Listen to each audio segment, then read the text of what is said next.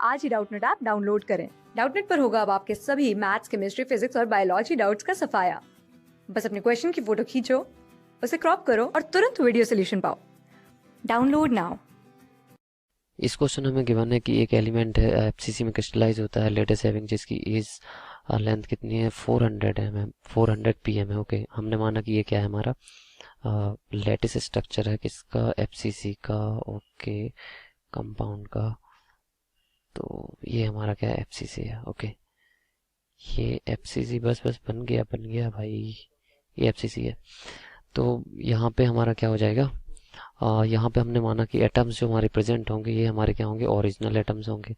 ये फेसेस पे होगा, फेस पे होगा, इस फेस पे भी होगा, इस फेस पे भी होगा, इस फेस पे भी होगा, यहाँ पे कॉर्नर्स पे होगा, ये कॉर्नर्स पे, ये कॉर्नर्स पे और इस फेस पे भी होगा। ओके, और नीचे वाले फेस पे भी होगा।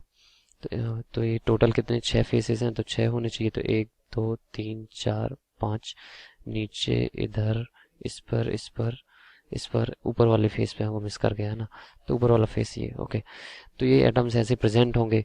तो बेसिकली हमें बताना है कि मैक्सिमम डायमीटर कितना होना चाहिए किसी इम्प्योरिटी एलिमेंट या कोई भी एलिमेंट हो, कोई भी एटम हो जो इम्प्योरिटी एलिमेंट है, एटम है, उसका मैक्सिमम डायमीटर कितना हो सकता है जिसको हम इंटरस्टिशियल साइट्स पे इस इंटरस्टिशियल साइट्स जो वैकेंसीज होती है वहाँ पे हम उसको प्लेस कर सकते हैं। तो बेसिकली इसमें वॉइड्स में ही प्लेस कर सकते हैं। जो इंटरस्टिशियल साइट्स होती हैं तो वॉइड्स होती हैं।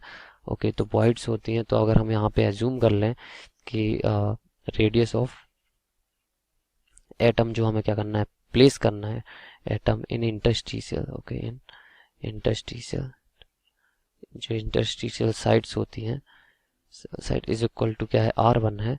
और ऐसे ही हम किसके लिए एटम्स जो कि एटम्स ऑफ एफसीसी, एफसीसी में जो क्या है प्लेस्ड हैं उनकी हमने रेडियस मानी क्या है R2 है, जो कि हमने जो कॉर्नर कॉर्नर पे सब जहाँ हमने यहाँ पे शो किया है। ओके, उनकी रेडियस R2 है।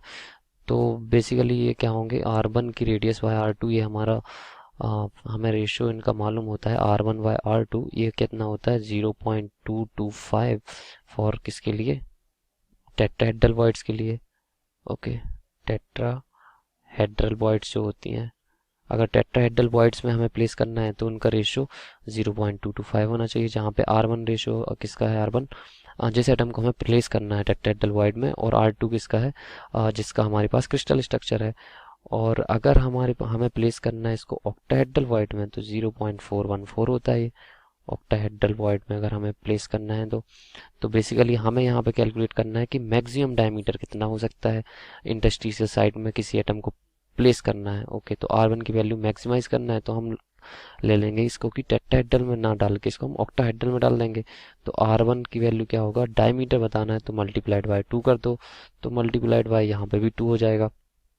तो 2 मल्टीप्लाइड बाय 0.414 R2। ओके, पर यहाँ पे हमें रेडियस R2 यहाँ पे क्या है रेडियस ऑफ एटम जो कि एफसीसी में प्लेस्ड है उसकी रेडियस है, पर हमें रेडियस नहीं दे रखी है, हमें दे रखी है एज लेंथ जो कि 400 pm है। मतलब ए की वैल्यू हमें दे रखी है, ए की वैल्यू दे रखी है 400 pm। ओके, तो अब हम R2 और 400 pm में कैसे रिलेशन डेवलप करेंगे ये देखते हैं। ओके, तो हम मानते हैं कि यहाँ पे जो एटम है हमारा वो कुछ जो हमारा कॉर्नर पे है तो इतना छोटा तो होता नहीं, ऐसे होगा। ओके, लाइक और जो हमारा फेस पे होगा वो फेस पे ये होगा। मतलब ये क्या करेंगे एक दूसरे को टच करेंगे। अभी यहाँ पे टच नहीं करा पा रहा हूँ मैं, पर इनको क्या करना चाहिए टच करना चाहिए। ओके, और जो इस कॉर्नर पे होगा वो ऐसे होगा। तो ये क्या करेंगे बेसिकली एक दूसरे को टच करेंगे यहाँ पे।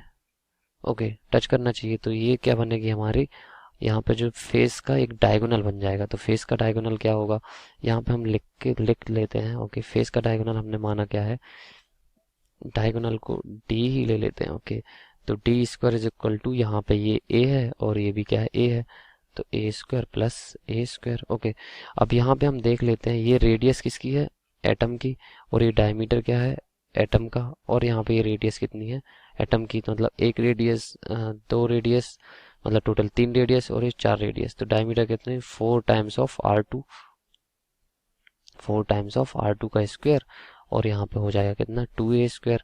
तो ये अगर इसको हम अंडर रूट करें तो यहाँ से हमारा निकल के आएगा 4R2 is equal to under root 2 A, तो यहाँ पे तो रिलेशन बन गया R2 में।